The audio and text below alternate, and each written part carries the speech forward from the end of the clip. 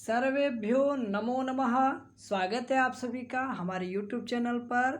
हम लोग इस पार्ट में संज्ञा प्रकरण प्रश्नोत्तरी के जो हम लोग पार्ट 1 कर चुके हैं, इसमें हम लोग पार्ट 2 करेंगे इस वीडियो में। तो पार्ट 1 बहुत सारे विद्यार्थियों ने पसंद किया है। मैं उम्मीद करता हूँ कि पार्ट 2 भी बहुत सारे विद्यार्थी पसंद करेंगे। तो आप लोग ज़्यादा से ज़्यादा लाइक करिएगा और चैनल पर पहली बार है सब्सक्राइब जरूर करिएगा। चलिए हम लोग शुरू करते हैं। नेक्स्ट क्वेश्चन जो 21 नंबर है, 20 प्रश्नों को हम लोगों ने पार्ट 1 में कर लिया है। जो छात्र नहीं देखे हैं वो देख सकते हैं प्लेलिस्ट में जाकर, या डिस्क्रिप्शन में भी लिंक मिल जाएगा आपको। तो चलिए शुरू करते हैं। माहेश्वर सूत्राणाम किम प्रयोजनम। तो माहेश्वर सूत्र का प्रयोजन क्या है? तो आप लोग देख रहे हैं रूप सिद्धि नहीं है, सूत्र व्याख्यानम ये भी नहीं है, संस्कृत ज्ञानम ये भी नहीं है। इसका मुख्य क्या है? प्रत्याहार सिद्धि है। इसके द्वारा हम लोग प्रत्याहार सिद्धि करते हैं। ठीक है, तो इसका राइट आंसर 4 है। चलिए अगले प्रश्न की तरफ चलते हैं। अगला प्रश्न कह रहे हैं ककार तकार भकाराः कस्मिन् प्रत्याहारे पठिताः। देखिए बहुत सारे इसमें शब्दों को इन्होंने दे दिया है। ककार यानी क, तकार यानी त, भकारा है यानी भ, ये तीनों को बहुवचन में लिखा है मिलाकर। तो किस प्रत्याहार में ये पढ़े जाते हैं?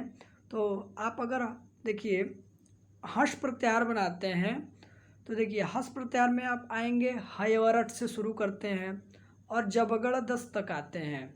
जो विद्यार्थी प्रत्याहार बनाना नहीं जानते हैं उसको ध्यान से देखें, धैर्यतापूर्वक देखें, उनको अवश्य आ जाएगा। तो हयवरट से हमने वर्ण प्रारंभ किया और जबगड़ 10 के द तक आते हैं। तो इसमें केवल भ आया, क और त नहीं आया।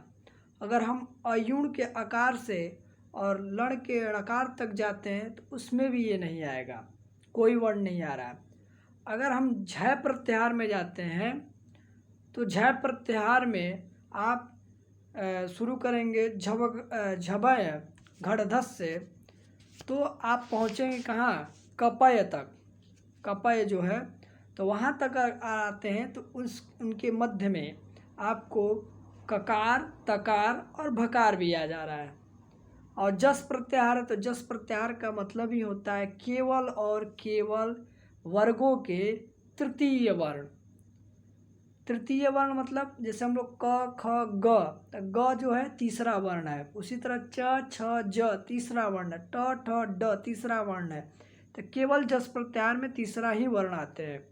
तो इसलिए इसका जो आंसर है तीसरा सही है, झ प्रत्याहार। तो झ प्रत्याहार इसका राइट आंसर है। तो प्रत्याहार बनाना आप सीख जाएंगे, 2-4 वीडियो इसका देखेंगे तो। चलिए अब अगले प्रश्न में कह रहे हैं अणुदित सवर्णस्य चा प्रत्ययः इति सूत्रम कीदृशम। तो देखिए अणुदित सवर्णस्य चा प्रत्ययः जो सूत्र है इसमें बहुत सारे विद्यार्थी जो हैं कन्फ्यूज़न में हो जाते हैं। तो सवर्ण ग्राहक, ये सवर्ण संज्ञक जो है हम लोग आप पढ़े होंगे तुल्यास्य प्रथम सवर्णम। तो तुल्यास्य प्रथम सवर्णम जो है वो सवर्ण संज्ञा विधायक सूत्र है, और अणुदित सवर्णस्य चा प्रत्यय जो है सवर्ण ग्राहक सूत्र है। इसका राइट आंसर ये ए होगा। ठीक है, चलिए अब अगले प्रश्न की तरफ चलते हैं। कह रहे हैं वर्णानाम मतिशयिते सन्निधौ का संज्ञा। तो आप लोग ये प्रश्न कर भी चुके हैं, लेकिन प्रश्न पूछने का शैली थोड़ा सा इन्होंने बदल दिया है। तो वर्णानाम अति शयिते सन्निधौ का संज्ञा, तो आप लोग सूत्र पढ़े हैं परः सन्निकर्षः संहिता। तो सीधा सीधा जो तीसरा आपको दिख रहा है ऑप्शन वो सही है, संहिता संज्ञा। संयोग संज्ञा वाला सूत्र आप देख रहे हैं हलोनंतरा संयोगः, ये जो है सूत्र संयोग संज्ञा करता है। और बाकी जो ऑप्शन दिए हैं इसी सूत्र से संबंधित दे दिए हैं। परः सूत्र में आता है परः सन्निकर्ष संहिता, तो परः दे दिए हैं पर संज्ञा, तो ये गलत है। सन्निकर्ष आता है तो सन्निकर्ष संज्ञा, ये भी गलत है। तो इसका राइट आंसर आप देख रहे हैं संहिता संज्ञा है, यानी संज्ञा विधायक सूत्रों पर भी आपको विशेष बल देना है। चलिए अगले प्रश्न की तरफ चलते हैं। कह रहे हैं माहेश्वर सूत्रेषु को वर्णो वारद्वयम् उल्लिखितः। तो ये फिर रिपीटेड प्रश्न है, यह बल्कि बार बार शास्त्री के एग्जाम में पूछा गया है। तो आप देखेंगे, पहले भी पार्ट 1 में भी बता चुका हूँ, जो नए विद्यार्थी हैं उनके लिए फिर मैं बताना चाहूँगा यहाँ पे कि हम लोग जब प्रत्याहार बनाते हैं माहेश्वर सूत्र में, तो हैवरट जो है, हैवरट में एक बार ह को हम लोग पढ़ते हैं और पुनः अंत में जाते हैं 14वें नंबर पे हल सूत्र है, उसमें भी हम लोग ह को पढ़ते हैं। तो ये जो हकार है इसको हम लोग 2 बार पढ़ते हैं। तो यही क्या है, माहेश्वर सूत्र में 2 बार उल्लिखित है। हम लोग एक एक वर्ण को, जैसे ककार लिखा है, क को ककार कह सकते हैं, च को चकार कहते हैं, ह को हकार कहते हैं, ठीक है, प को पकार कहते हैं। इस तरह से संबोधन किया जाता है, मतलब उच्चारण किया जाता है। तो आप देख रहे हैं ह 2 बार आया है, ठीक है। चलिए अगले प्रश्न की तरफ चलते हैं। स्क्रीन पर जो भी दिखाया जाए आपको नहीं समझ में आ रहा है तो उसको तुरंत कॉपी पेन लेकर बैठा करिए, पुस्तक भी बल्कि लघु सिद्धांत कौमुदी साथ में लेकर बैठिए और उसके साथ आप पढ़िए, तो आपको ज़्यादा समझ में आएगा कि ये पंक्ति कहाँ से, प्रश्न कहाँ से पूछा जा रहा है। और मुझे उम्मीद है कि बहुत सारे विद्यार्थियों को संज्ञा प्रकरण तैयार होगा, लेकिन जब प्रश्न बनता है तो छात्र संदेह में पड़ जाते हैं। तो ये स्थिति ना हो, संदेहास्पद स्थिति ना उत्पन्न हो, इसलिए पुस्तक अवश्य लेकर बैठिए और कलम भी लेकर बैठिए और एक पुस्तिका भी लेकर बैठिए जिस पे आप नोट भी करते चलें कि हाँ कहाँ आपको समस्या आ रही है, ठीक है। अगले प्रश्न की तरफ चलते हैं। कह रहे हैं को वर्णो न कंठस्थानीय, कौन सा वर्ण जो है कंठस्थानीय है। और देखिए ये प्रश्न मैं इसलिए करवा रहा हूँ कि जो विद्यार्थी, कुछ विद्यार्थी ऐसे होते हैं जिनको संस्कृत पढ़ने में भी कठिनाई महसूस होती है, तो इनको पढ़िए, उच्चारण को सुनिए और समझने का कोशिश करिए, क्योंकि एग्ज़ाम हॉल में आपको ऑनलाइन पेपर देना है और कंप्यूटर स्क्रीन पर ऐसे ही प्रश्न आएंगे, आपको पढ़कर समझकर तुरंत ऑप्शन टिक करना होगा। तो इस तरह से आप प्रैक्टिस जितना किए रहेंगे उतना आपको लाभ होगा। तो ये आप ही लोग के लिए है। चलिए तो कह रहे हैं को वर्णो न कंठस्थानीय, तो कंठस्थानीय कौन है, नहीं है, न, ये ध्यान देना, न, हाँ ये सब देखना है, अस्ति नास्ति, इसमें ज़्यादा प्रश्न गलत हो जाता है।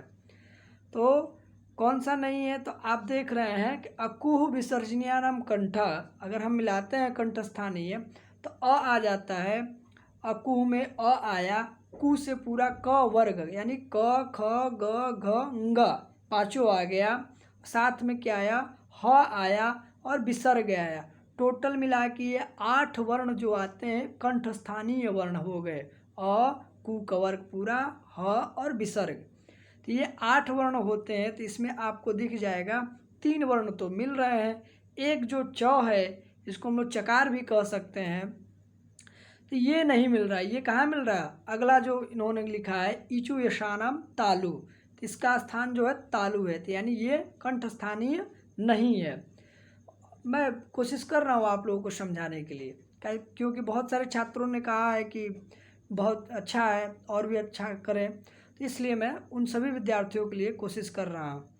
तो आप अगर अकु विषयानाम कंठा, ईचु विषयानाम तालु, ऋतु विषयानाम, अगर ये आप स्मरण किए हैं तो बहुत अच्छा है, और इसको समझने का भी कोशिश करिए कौन कौन से वर्ण आ रहे हैं, ठीक है। नेक्स्ट चलते हैं। अगले प्रश्न में कह रहे हैं कह स्पर्श वर्णो नास्ति।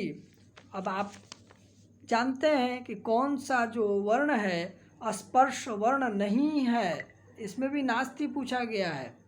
तो आप जानते हैं क्यों कि स्पर्श किसको कहते हैं, अगर ये आप जानते हैं, जैसे स्क्रीन पे चलिए मैं दिखा रहा हूँ, कादयो मावसाना स्पर्शाह, ये हम लोग पंक्ति पढ़ते हैं। तो क से लेकर, कादयो मतलब क से लेकर म तक जो वर्ण आते हैं, यानी क ख ग घ च छ ज य ट ठ ड ढ़ त थ द न प फ ब भ म, यहाँ तक के जो 25 वर्ण है, काउंट कर सकते हैं आप उंगली पर, क्योंकि हर कवर्ग टवर्ग चवर्ग इसमें 5-5 वर्ण है। तो ये 25 वर्ण जो हैं ये स्पर्श वर्ण होते हैं। अब इनके अलावा जो नहीं है वो नास्ति, वो स्पर्श वर्ण नहीं होते हैं। तो आपको इसमें दिख रहा होगा कि ट भी है, ग भी है, भ भी है, बट जो हकार है यानी ह है वो नहीं है, वो नहीं है। ठीक है, तो इसका राइट आंसर हो गया ह नहीं है। तो प्रश्न ये भी हो सकता है कि आपके दिमाग में कि ह तब है क्या, तो आप क्या बोलते हैं, सल उष्माणः पढ़े होंगे, जो हम लोग पढ़ते हैं ईसद विवृत उष्माणाम विवृतम उष्माणाम। तो उष्माण संज्ञा जो है सल की होती है, तो स स सर हल, तो उसमें ये आ जाता है, यानी ईसद विवृत हक जो होता है ईसद विवृत, स्पर्श नहीं है। चलिए सल है। अगले प्रश्न में चलते हैं। तो अल्प प्राणो वर्तते।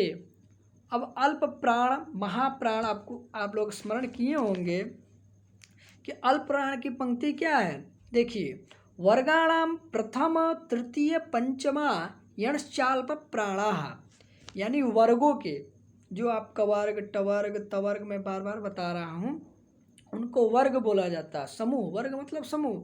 क वर्ग यानी क का समूह क्या है, क ख ग घ है, तो वर्ग मतलब समूह होता है, वो पूरे को लेकर उपस्थित होता है। तो वर्गों के प्रथम तृतीय पंचम, तो प्रथम क्या हो गया क, तृतीय क्या हो गया ग, ख को छोड़ दिए, ख तो द्वितीय है, तीसरे नंबर पर ग, और पंचम क्या हो गया ग, और साथ में क्या बोल रहा है यण, यण प्रत्याहार। तो यण प्रत्याहार में 4 वर्ण आते हैं, य व र ल। ठीक है, तो ये 4 आते हैं, इनको ऐड कर लीजिए, तो इनकी क्या होती है अल्प प्राण होती है। तो इसमें से आपको दिख रहा होगा कि जो छ फ ध दिए हैं, छ जो है दूसरा वर्ण है, फ जो है दूसरा वर्ण है, ध जो है चौथा वर्ण है, तो ये तो हो नहीं सकता, क्योंकि हम लोग फार्मूला पढ़ रहे हैं कि पहला तीसरा पाँच, 1 3 5 अल्प प्राण। तो गकार इसका राइट आंसर है। मैं समझाने की कोशिश कर रहा हूँ, धैर्यतापूर्वक आप बस को समझने का कोशिश करें। यानी ये जब 1 3 5 अल्प प्राण हो गए, यण भी अल्प प्राण हो गए, तो जो बचे वो क्या हो गए महाप्राण। तो बचा कौन 2 4, 2 4 और सल प्रत्याहार बचा। ठीक है, तो अगले पंक्ति में लिखे भी हैं वर्गाणाम द्वितीय चतुर्थौ शलश्च महाप्राणा। तो ये क्या हो गए महाप्राण हो जाते हैं। महाप्राण कहने का मतलब जिन वर्णों के उच्चारण करने में ज़्यादा प्राण वायु लगे। प्राण अपान व्यान उदान समान आप लोग पढ़े होंगे, आएगा तो संग्रह में मैं बताऊंगा। तो इस तरह से समझते हुए चलिए। देखिए, पसंद आ रहा होगा वीडियो तो लाइक करिएगा, चैनल पे पहली बार होंगे तो सब्सक्राइब करिएगा, और अपने मित्रों को शेयर भी करिएगा, जिससे ज़्यादा लोग देखेंगे तो अच्छा लगेगा कि हाँ इस वीडियो को ज़्यादा से ज़्यादा विद्यार्थी देख रहे हैं, तो आप लोग समझ रहे हैं। चलिए, 29 नंबर प्रश्न कह रहे हैं कि दीर्घ संज्ञा विधायकम सूत्रम। तो दीर्घ संज्ञा विधायक सूत्र क्या है, आप लोग बचपन से पढ़ते आ रहे हैं, अक सवर्णे दीर्घ, अक सवर्णे दीर्घ, इसमें दीर्घ दिख भी रहा है। तो ये क्या हो गया संज्ञा विधायक, दीर्घ संज्ञा विधायक सूत्र हो गया। अब कुछ लोग ढ लोपे पूर्व से दीर्घोड़ा समझ लें, उसमें भी दीर्घ लिखा हुआ है, और उकालो जस दीर्घ पुलता में भी दीर्घ लिखा है। तो उकालो जस दीर्घ पुल का क्या ह्रस्व दीर्घ और पुलुत संज्ञा करता है। ठीक है, ढ लोपे पूर्व से दीर्घोड़ा दीर्घ करता है, लेकिन वो विसर्ग संधि का ये सूत्र है। चलिए, अगले प्रश्न में कह रहे हैं ईसत स्पृष्ट वर्ण वर्तते। तो आप लोग पढ़े होंगे ईसत स्पृष्टम अंतस्थानाम। तो अंतस्थ अनाम आया, चलिए स्क्रीन पर दिखाता हूँ। तो अंतस्थ आया, तो अंतस्थ की अंतस्थ के अंदर कौन कौन से वर्ण आते हैं, तो एक और नीचे पढ़े होंगे यणोन्तस्थाः। तो यण जो होते हैं अंतस्थ होते हैं। तो इस प्रकार यण में अब आप सोचिए, यण प्रत्याहार में 4 ही वर्ण आते हैं, कौन कौन से, य व र ल। तो य व र ल में आपको यहाँ पे क्या दिख रहा है ल दिख रहा है, तो ल लकारः ये जो है राइट आंसर हो जाएगा। स्क्रीन पर दिखाने का मतलब ये है कि आप समझें प्रश्न कहाँ से कहाँ पूछा है, प्रश्न थोड़ा सा घुमा दिया है। अगर आप पंक्ति याद किए हैं कि ईसत स्पृष्टम अंतस्थानम, भाई अंतस्थ क्या है, तो यणो अंतस्था। अब यण प्रत्याहार में कौन कौन से वर्ण आते हैं, तो ये वर्ण आते हैं। तो यहाँ से आप कर पा रहे हैं। तब काफ़ी घुमाकर प्रश्न पूछा गया है, ठीक है। तो लकारा इसका जो है राइट आंसर है। चलिए अगले प्रश्न की तरफ चलते हैं हम लोग। अब कह रहे हैं तकार प्रत्याहारे पठितः। तकार जो है किस प्रत्याहार में पढ़ा गया है, तो आप देखेंगे पहले ही मैं बताया हूँ, पिछले वीडियो में भी ये प्रश्न आया था। तो सीधा सीधी अगर आप देखें तो खर प्रत्याहार जो है वर्गों के प्रथम और द्वितीय वर्ण, प्रथम और द्वितीय वर्ण इसमें इसके अंतर्गत आते हैं। सीधा सीधी याद रखिए। जस प्रत्याहार में केवल तृतीय वर्ण यानी ग ज यानी ज ब ग दस। खर प्रत्याहार में ख प छ ठ थ च ट त क प य स स सर, हाथ साथ में तीनों सकार भी आते हैं। तो ये कुछ इम्पोर्टेंट प्रत्याहार हैं जिनसे प्रश्न पूछे जाते हैं और पूछे जाएंगे भी, ठीक है। तो प्रत्याहार पे का मैं क्यों इतना विशेष जोर दे रहा हूँ कि संज्ञा प्रकरण से प्रत्येक वर्ष 4 से 5 प्रश्न पूछे जाते हैं, उससे अधिक भी पूछे गए हैं। तो मैं मिनिमम 4 से 5 लेकर चल रहा हूँ। तो सोचिए अगर 60-70 प्रश्न करने में अगर आप 5-6 प्रश्न कर ले जाते हैं तो आपके लिए बहुत बड़ी बात है ना। तो इसलिए ये कराया जा रहा है। चलिए तो खर प्रत्याहार के अंतर्गत वर्गों के प्रथम और द्वितीय साथ में तीनों शकार आते हैं, ठीक है। चलिए दंत्योष्ठ स्थानीयो वर्णो वर्तते। तो ये तो आप सीधा सीधी पढ़े हैं। वकारस्य दंतोष्ठम, वकारस्य दंतोष्ठम, तो इसका राइट आंसर हो जाएगा वकारः। चलिए ठीक है, इसमें कुछ बताने लायक नहीं है, मैं बता भी चुका हूँ पार्ट 1 में। माहेश्वर सूत्राणाम पाणिनीय दिशा प्रत्यक्षम प्रयोजनम, ये प्रश्न रिपीटेड है लेकिन पूछने का इसका जो तरीका है वो थोड़ा सा परिवर्तित किया है। माहेश्वर सूत्राणाम आप प्रयोजन तो पढ़े हैं, अब इसमें इन्होंने प्रवेश करा दिया पाणिनीय दिशा प्रत्यक्षम। कुछ लोग सोचेंगे उन्होंने अलग सोचा कि नहीं, उन्होंने ही बनाया है, वो प्रत्याहार सिद्धि के लिए ही बनाया है। तो इससे घबराना नहीं है, आप बस इतना ही याद रखो कि माहेश्वर सूत्रों का जो प्रयोजन है वो क्या है, प्रत्याहार सिद्धि ही है। यही इसका राइट आंसर है। चलिए अगले प्रश्न की तरफ कह रहे हैं थकारः कस्मिन् प्रत्याहारे परिगणितः। फिर आया, मैं पहले ही आपको बता दिया हूँ कि वर्गों के प्रथम और द्वितीय वर्ण जो हैं वो खर प्रत्याहार में आते हैं, साथ में स स स तीनों स भी रहते हैं। अच जानते हैं स्वर होता है, क्या है, अचह स्वराहा, सीधा सीधी है। खर प्रत्याहार में आ गया तो इसका आंसर हो जाएगा ख। इक को यण होता है, आप लोग पढ़े ही हैं इको यणची में, ठीक है। इस तरह से यहाँ राइट आंसर खर है। चलिए अगले प्रश्न की तरफ चलते हैं। अगर वीडियो पसंद आ रहा होगा तो लाइक ज़रूर करिएगा आप लोग, ठीक है। उम्मीद करता हूँ ज़्यादा से ज़्यादा आप लोग लाइक करेंगे, साथ में शेयर भी करिएगा। औकारस्य उच्चारण स्थानम वर्तते। देखिए ये दैतो कंठतालु ओ दौतो कंठोस्तम हम लोग पढ़े हैं। तो ओत और औ ये जो होता है उसका क्या होता है, कंठोस्थ होता है। इसका राइट आंसर क्या है, कंठोस्थ, तीसरा। तो तीसरा इसका आंसर है। ये काफ़ी मतलब कन्फ्यूज़न करने वाला होता है, जो लास्ट वाला ये तीनों जो है, ये दैतो कंठतालु ओ दौतो कंठोष्ठम वकारस्य दंतोष्ठम, आदमी इसमें कंफ्यूज हो जाता है। इसमें विशेष ध्यान दीजिएगा, इन सब पे प्रश्न यहीं से पूछे जाएंगे। अगले प्रश्न में कह रहे हैं व्याकरणे सवर्ण ग्राहकम सूत्रम वर्तते। देखिए ये प्रश्न दोबारा इसमें आया है, हालांकि पूछा भी गया है, वहाँ पे कुछ और पूछा गया था डायरेक्ट सूत्र देकर, यहाँ पे प्रश्न बना है सवर्ण ग्राहक से।